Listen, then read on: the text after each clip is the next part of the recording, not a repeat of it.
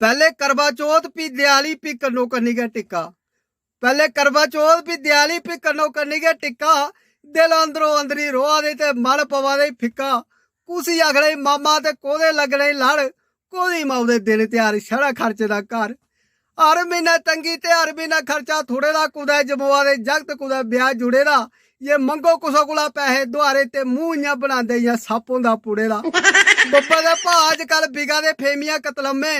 दियाली नोटे आने दी भरावा गरीबें घर गरीब के जम्मे।